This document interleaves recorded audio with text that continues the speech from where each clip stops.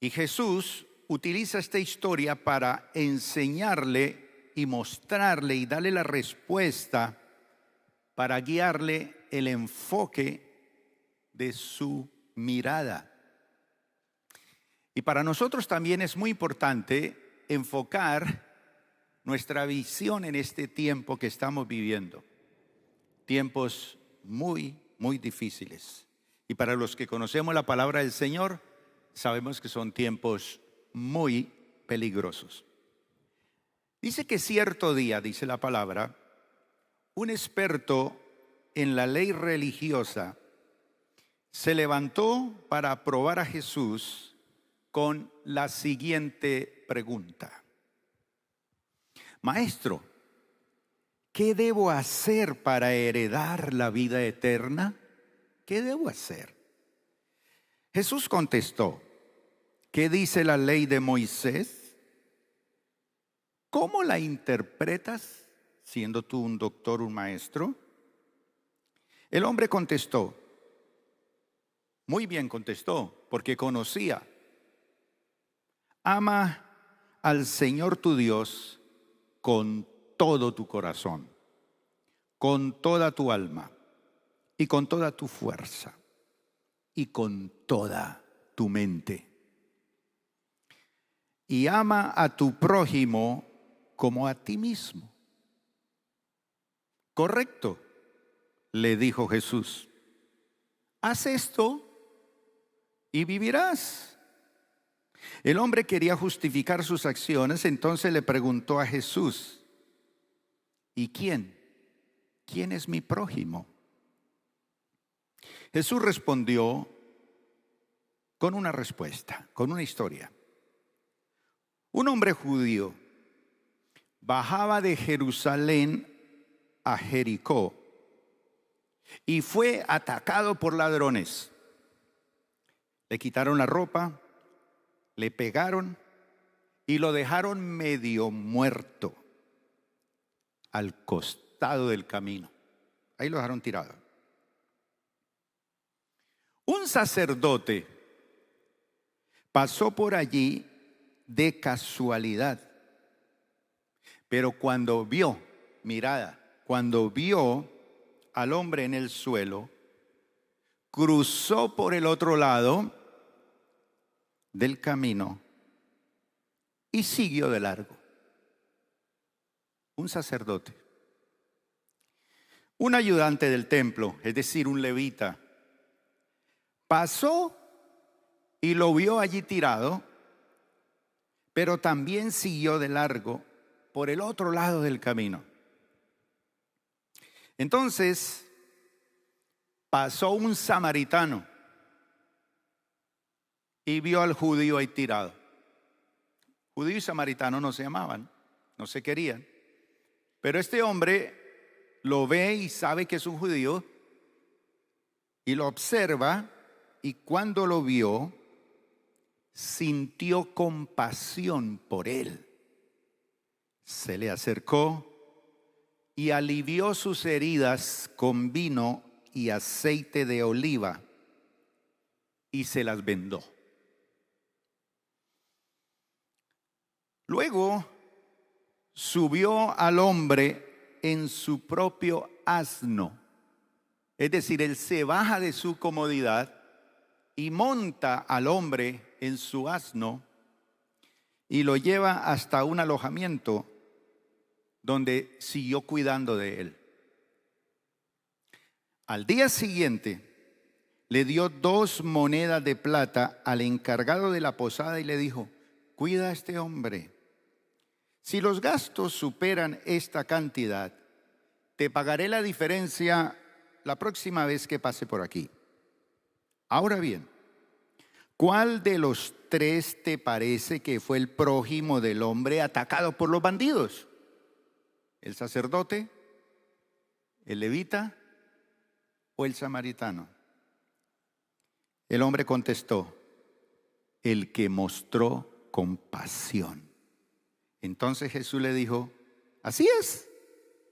Ahora ve y haz lo mismo. Sé un hombre de compasión. Mis amados hermanos, hubo un gran filósofo griego llamado Cínico. Y Cínico acuñó una de las frases más famosas desde hace miles de años hasta hoy. Todavía existe esa frase y es famosa. Y la frase que él acuñó, tal vez usted la ha escuchado. Él dijo: cuanto más conozco a los seres humanos, más amo a mi perro. ¿La han oído? Correcto. Con estas palabras, el famoso filósofo Cínico, un filósofo tristemente célebre,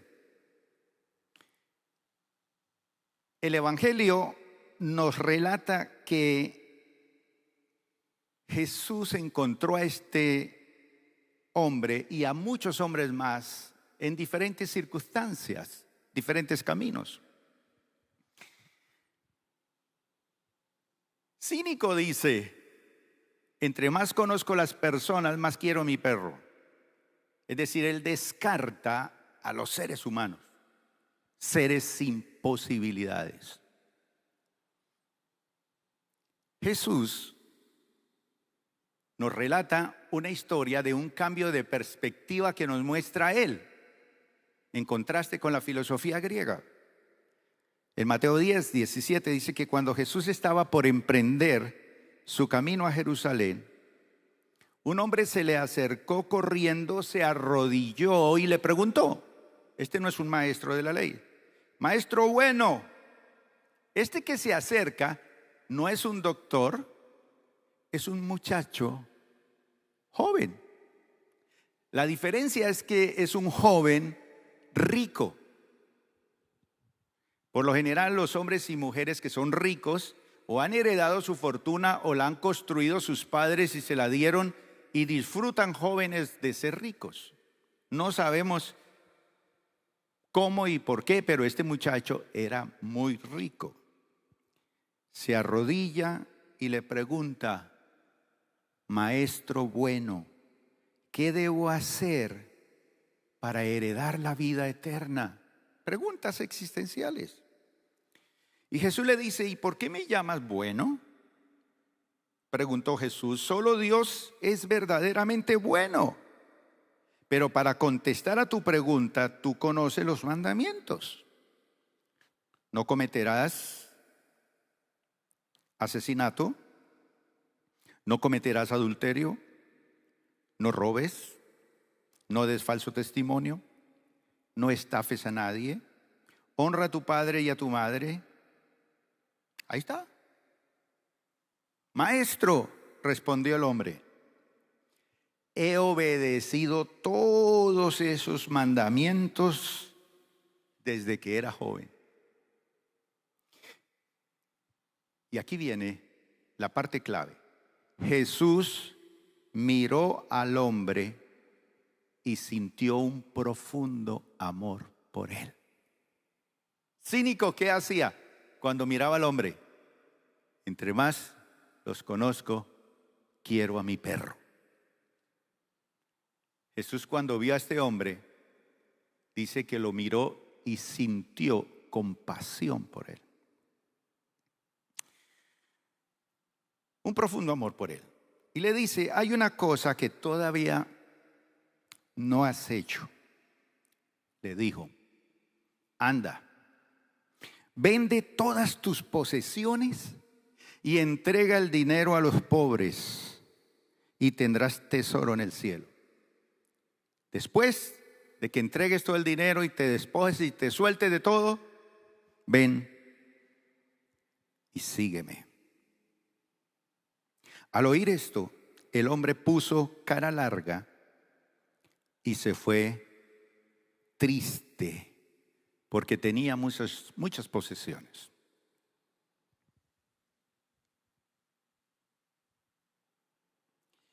Qué tremendo contraste de actitudes, ¿verdad? Jesús y el samaritano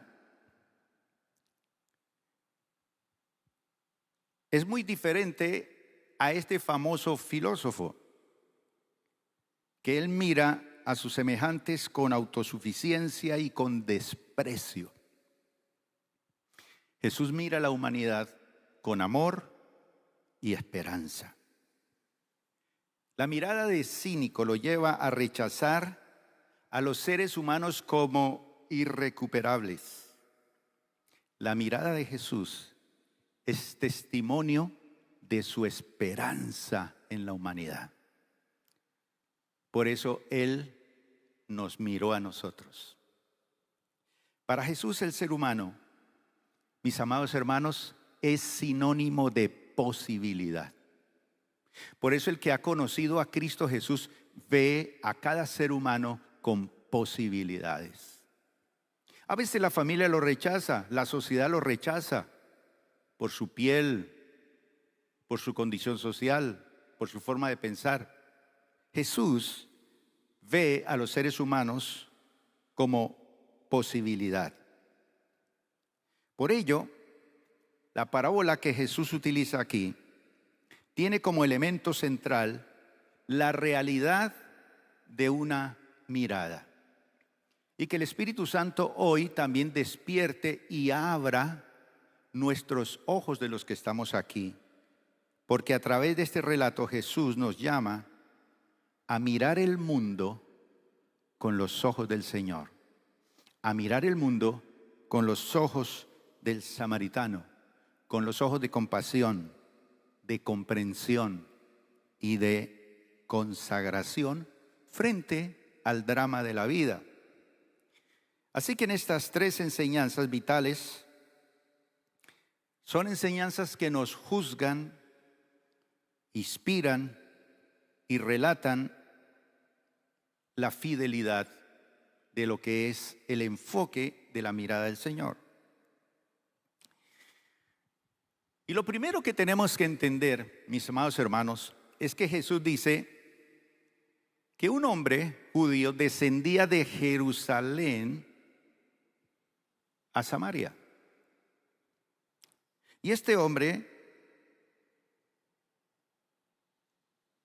experimentó algo en ese camino de la vida. Y es que el camino de la vida, mis hermanos, dice un coro por ahí, no es como yo pensaba, ni como lo imaginaba.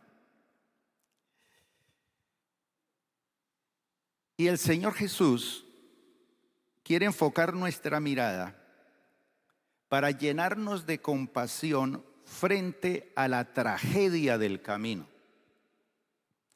He hablado con algunas personas en los últimos días y me han contado su vida. Y si yo contara la mía, sumaríamos tragedia. Cada ser humano vive una tragedia en el camino. Por eso dice la palabra, hay caminos que al hombre le parecen derechos, pero su fin es camino de muerte. Cada uno de los que estamos aquí hemos vivido una tragedia en el camino. Nos dice aquí en el versículo que el samaritano iba de viaje y llegó hasta donde un hombre y viéndolo se compadeció de él. Otras versiones dicen o traducen esta palabra de movido a compasión y dice que se le removieron las tripas al verlo. Se le removieron las tripas. Es decir, sintió por dentro algo muy especial por ese ser humano que no había que dejarlo así. Se conmovieron sus entrañas. Y aquí la clave principal es compasión, es decir, mirar con los ojos de Jesús va a producir una compasión, no lástima, sino una compasión transformadora, un deseo de que la persona puede transformar su vida y nosotros también transformar nuestra religiosidad, muchas veces evangélica, para convertirla en una vida abundante. Pues bien, Jesús dice que este hombre iba por ese camino y en ese camino fue atacado, robado, herido y lo dejaron medio muerto. En ese camino estábamos nosotros también. El diablo vino para robarnos, matarnos y destruirnos. Estamos vivos por la misericordia de Dios. Cada uno hemos vivido tragedias en nuestro camino. Y por ese camino va este samaritano y se encuentra con este judío que lo han robado y lo han dejado medio muerto. Y por ese mismo camino pasan dos personajes importantes antes que él. Nosotros enseñamos aquí en la iglesia, para las personas que entran en el proceso, que hay que dejar las agendas ocultas que uno muchas veces tiene, y a veces uno trae agendas ocultas a la iglesia al encontrar al Señor, y hay que destapar esas agendas ocultas para encontrarse con el Señor. Y este sacerdote, él iba preocupado con su agenda de vida. Él tenía su agenda. El levita también tenía su agenda. Su agenda era 100% religiosa. Y no estaban dispuestos a cambiarla. Eran dos seres humanos importantes. Uno iba a servir en la iglesia, o a cantar, o a tocar instrumentos, o a hacer algún oficio de servicio. Y el otro iba a enseñar la palabra y a oficiar como mediador del pueblo ante Dios. Una gran responsabilidad. Pero el sacerdote tampoco era cualquier persona. Tenía que ser de un linaje especial. Porque Dios estableció una de las tribus para ser sacerdotes. No, nadie más podía ser sacerdote. Y era el único que tenía la oportunidad de predicar, enseñar y ministrar en el templo. En alguna ocasión un rey quiso hacer eso y le brotó la lepra porque él no era llamado para eso. Así que el sacerdote tenía que ser de un linaje y de una familia muy importante, muy especial. Además, él no se podía casar con cualquiera. Tenía que buscar a otro sacerdote y casarse con una hija de sacerdote. Una princesa espiritual. Y así formar su hogar. Linaje, estudios, capacitación, amor por la gente, etc. El sumo sacerdote de Israel tenía un pectoral con 12 piedras preciosas. Y ese pectoral cubría su corazón. Y cada piedrita representaba una de las 12 tribus de Israel. ¿Y por qué en ese pectoral? Porque él tenía que llevar a su pueblo sobre su corazón. Pero algo cambió en este otro sacerdote. Era su pueblo. Era un judío que estaba allí. Pero él tiene una agenda religiosa. Él es esclavo de su religiosidad. Él es esclavo de ser el pueblo escogido. La ley, la rutina, lo exterior. El samaritano, en cambio, es el impuro, el mestizo rechazable. Es el paradigma de aquel que dijo en una ocasión: el Hijo del Hombre no vino para ser servido, sino para servir. Pues bien, mis hermanos, el sacerdote tenía su agenda, el levita tenía su agenda y no estaban dispuestos a cambiarla. Y en estos tiempos que estamos viviendo, muchos cristianos no estamos dispuestos a cambiar nuestra agenda religiosa para hacer lo que Jesús dice que debemos ser. Somos llamados a permitir que Dios ilumine y bendiga nuestra compasión.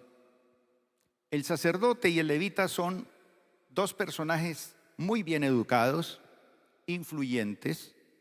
Quizás ellos pasaron y vieron al hombre y dijeron: voy a anotarlo en mi agenda de oración. El otro pasó y dijo: bueno, lo vamos a conectar al plan Felipe para que oren por él. El samaritano no era miembro de juntas, no era miembro del equipo importante del templo, pero su corazón compasivo lo llevó a inventar creatividad a favor de un ser que necesitaba ser atendido. Entonces, nuestra mirada nos tiene que llevar frente a la tragedia del camino. Mucha gente está en las calles. Y no piensen en los indigentes, en los gerentes, en los políticos, en los intelectuales, en los profesores de nuestras universidades, en los grandes cargos militares y políticos de nuestra nación. Pero están tirados en el camino, arrojados, robados, golpeados, heridos y necesitan sanidad. Y los que hemos entrado en el proceso y hemos entendido el proceso que tenemos en la iglesia, llegamos a conclusiones como: ¿cómo es posible que una persona con tanto dolor dentro pueda servir religiosamente en una iglesia? Pues sí, no han sido sanados, ni liberados, ni han sido vendadas sus heridas. Están en la tragedia del camino, pero no hay quien mire eso. Este sacerdote y el levita pasan de largo, pero al samaritano lo ve y modifica su agenda. Él no va caminando, él va en su Toyota. No cualquiera tenía un burro, todo tocaba cargarlo, pero este tenía su animalito y él iba cómodo y lo vio, se bajó, lo atendió, lo abrazó, lo limpió, le vendó sus heridas, lo curó, lo alzó, lo montó en su carro Toyota y lo llevó al próximo hotel. Lo atendió todo el día. Démele comida, todo, por favor. Y le dice al dueño del hotel: mire, aquí le pago. Si él gasta más, cuando regrese yo se lo doy. Y siguió el hombre su camino. Cuando nosotros tenemos la mirada de Jesús, nos dará también comprensión sobre la realidad del camino. Porque obviamente hay que tener compasión sobre la tragedia del camino, pero tenemos que tener comprensión de la realidad del camino. Y dice la palabra aquí que un samaritano que iba de viaje llegó donde estaba el hombre y viéndolo se compadeció de él y lo atendió. Sencillo. Aquí la clave es: el tipo tuvo comprensión. Mirar con los ojos de Jesús nos brinda una espiritualidad lúcida para la misión. Para la misión. ¿Cuál es la misión de Plenitud? Atraer las personas a Jesús. ¿Cuál es la misión de Plenitud? Plantarlas en la iglesia. ¿Cuál es la misión de Plenitud? Formar en ellos el carácter de Cristo. ¿Cuál es la misión de Plenitud? Equiparlos para que sirvan y que vivan para adorar a Dios. Si no hay una misión clara, ¿para dónde vamos? Ahí está bien clara. De ahí nosotros extraemos todo nuestro pensamiento como iglesia. Pero para comprender la realidad del camino. Porque usted a veces mira a una persona por su orientación sexual o por su estilo de vida que tomó. Hoy leía una noticia, a una mamá, 19 años, coge su bebé de 6 meses y porque llora, coge ese bebé y lo golpea contra el piso y casi lo mata porque lloró. ¿Por qué estaba llorando ese niño? Estaría mojadito, tendría hambre, pero ella lo golpea. Las cámaras lo filmaron todo, cómo esa señora golpea a ese bebé. Y la policía fue y la capturó y la esposó y va para la cárcel y le van a quitar el hijo.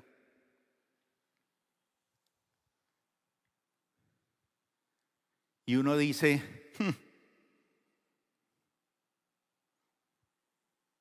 ¿qué señora? Pero tenemos que comprender la realidad de esa señora.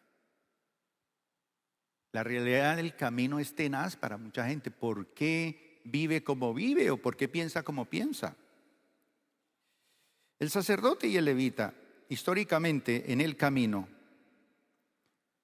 sí, hay mucha gente que está históricamente en el camino. Yo estoy en los caminos del Señor, pero espiritualmente están en el balcón. Hay un teólogo famoso que habla de la teología del balcón, que se paran a mirar y decir, pobre judío que lo robaron, ese homosexual, esa prostituta, ese Petro.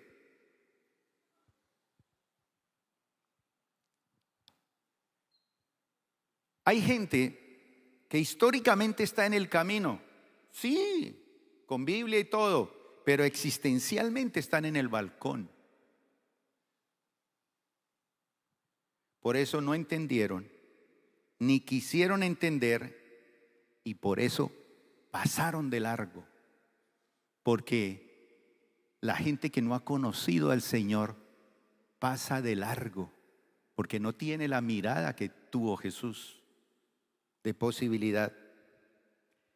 El samaritano se acerca, sirve y sirvió bien. Y sirvió bien porque él comprendió la realidad. Esto no puede quedarse así. Somos llamados a comprender con lucidez la realidad trágica del camino que golpea a muchos seres humanos. Pero para comprender debemos reconocer la real realidad. En el verso 30 nos dice la real realidad. Bajaba un hombre de Jerusalén a Jericó y cayó en manos de unos ladrones. Realidad. Le quitaron la ropa, lo desnudaron. ¿Qué más hicieron? Lo golpearon y se fueron, dejándole medio muerto. Eso hay que comprenderlo. Esa es la real realidad del ser humano. ¿Cuál es? El pecado, así de sencillo. El pecado, el ser humano se cree vivo, pero está medio muerto. Aún más, está totalmente muerto, dice la palabra, porque la paga del pecado es muerte. Pero somos llamados a comprender el camino, el drama que rodea a mucha gente y a ejercer la mayordomía que nosotros somos y tenemos, planeamos y hacemos para rescatar lo que se había perdido. Que sea el Señor abriendo nuestros ojos hoy para ganar almas para el Señor. Y número 3, nuestra mirada nos producirá consagración por un cambio en el camino. La virtud clave aquí es consagración. ¿Cuántos aquí son consagrados al Señor? No me levante la mano. Porque la consagración nos mueve a la acción. Dice que se acercó, le curó las heridas con vino y aceite y se las vendó y luego lo montó sobre su propia cabalgadura, lo llevó a un alojamiento y lo cuidó. El sacerdote y el levita posiblemente hicieron algunas especulaciones teóricas acerca del origen del problema. ¿Por qué está ese hombre tirado ahí? Quizás reflexionaron sobre las medidas que deberían tomarse frente a este tipo de problema. Sí, hasta es posible que el sacerdote se detuvo y hizo una oración por el tipo. Según Jesús, el verdadero problema no era el que estaba tirado en el camino. Según Jesús, el problema eran ellos. El problema somos nosotros. ¿Por qué pasa lo que pasa en nuestro país, en nuestro mundo, en nuestra ciudad? El problema no es de ellos. El problema somos nosotros. El samaritano miró y se compadeció, comprendió y actuó. Pero cuando hablamos de compromiso, cuando hablamos de consagración, es que la consagración nos mueve al sacrificio. Al día siguiente, dice la palabra, sacó dos monedas. Dinero. Si usted tiene dinero en el bolsillo o en el banco, ¿le costó trabajo? Mucho. Claro que sí. Eso no lo encuentra por ahí tirado en la calle. El dinero es fuerza, es trabajo, es inversión, es mayordomía, muchas cosas. Cuando hablamos de pobreza y escasez son muchos los factores que hay que analizar. Pero dice que él sacó 2 monedas de plata y se las dio al dueño del alojamiento. Eso era mucho dinero, pero era de él. ¿Cómo él se despoja de ese dinero para atender a otro? Algo pasó en él. Consagración. ¿Por qué ofrenda uno o diezma o da la obra del Señor? Consagración, no más. Uno es consciente de que ama al Señor y que hay que hacer las cosas. Se las dio al dueño del alojamiento y le dijo: cuídemele, cuídamele. Y lo que gaste usted de más, se lo pagaré cuando yo vuelva. ¿Qué es compromiso, mi hermano? Es meter la mano al bolsillo e invertir en el reino. Pero 2, es sacrificar su tiempo. ¿Para dónde iba el samaritano? Él tenía su agenda también, como la tenía el sacerdote y como la tenía el levita. Apareció una situación en el camino que le modifica su agenda. Lo obliga a él a meter la mano al bolsillo, a limpiarlo, a vendarlo, a curarlo. Y es a una persona que lo odia a él. Inclusive es un hombre que no se puede tocar porque es judío y el samaritano no lo podía tocar. No podía ni comer con un samaritano. Pero él se acerca. Lo siento, Señor. A usted no le gusta que yo lo toque, pero quiere que lo toque. Ay, sí, por favor. Se rompen todas las barreras. Y este hombre se acerca y sacrifica su tiempo, cambia por completo sus planes para ese día. Es tan así que lo ve y lo cura y todo, dice: no, pero no. Lo sube al asno y se devuelve al hotel, porque el hotel ya había pasado. Se devuelve. ¿Usted sabe lo que significa devolverse? Pérdida de tiempo. Todos, y como dice alguien por ahí, y todas, no solamente el liderazgo, debemos dedicar y consagrar tiempo a la obra de quien sacrificó su vida por nosotros.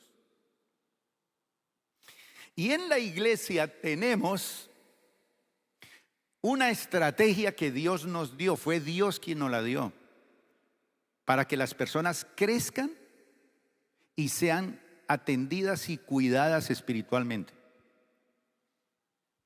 De todo lo que usted ve aquí en esta iglesia, ¿qué diría usted que es lo más importante aquí?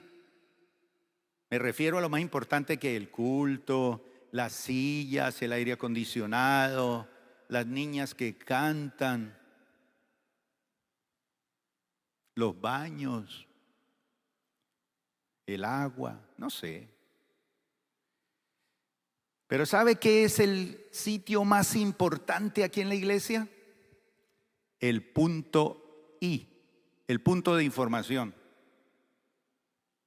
Porque el punto I, cuando usted trae una persona nueva y la conecta allí, toman sus datos personales, su teléfono, lo llaman y le preguntan si quisiera conectarse a la iglesia y ser atendido y cuidado por la iglesia para ponerle un orientador. Y él dice, sí, a mí me gustaría. Listo. Lo llaman, lo conectan.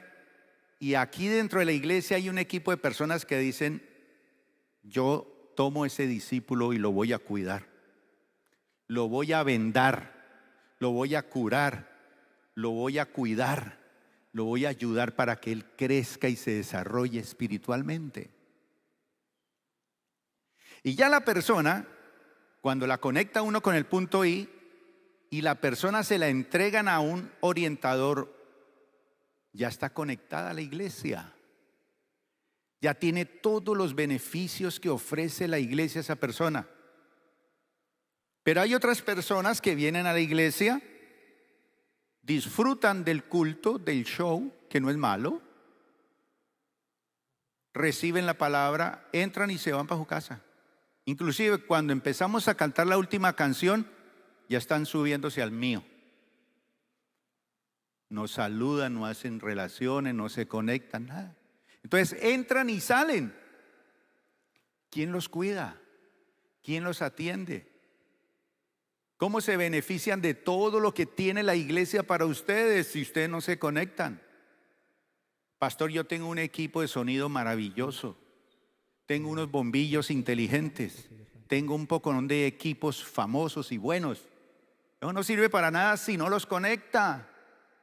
La iglesia tiene muchos beneficios, pero usted tiene que conectarse. Entonces usted entra y sale de la iglesia y no se conecta, entonces no recibe nada de los beneficios. Este samaritano sacrificó tiempo como los orientadores de la iglesia sacrifican tiempo para atender a sus discípulos. Hoy Jesús aparece frente de nosotros. Póngase de pie, mi hermano. Extienda sus brazos así, como quien va a recibir un balón de básquetbol o una pelota de béisbol. Mire lo que hace Jesús. Nos tira. Tenga sus manos así. ¿Qué le acabó de tirar el Señor? El mundo. El mundo. A Juan Wesley le preguntaban, Juan, ¿y cuál es su parroquia? ¿Cuál es su iglesia? ¿Dónde queda? Y él decía, mi parroquia es el mundo. Así se presentaba él como pastor. Me interesa la gente.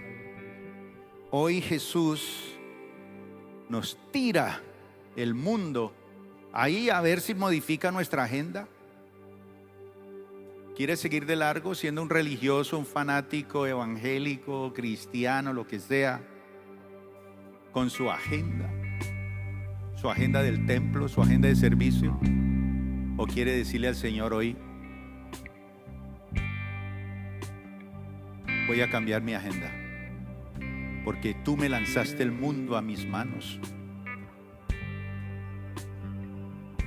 ¿Y sabe qué nos dice el Señor? Ese mundo es tu bebé. Pero solamente se lo dice a usted y a mí.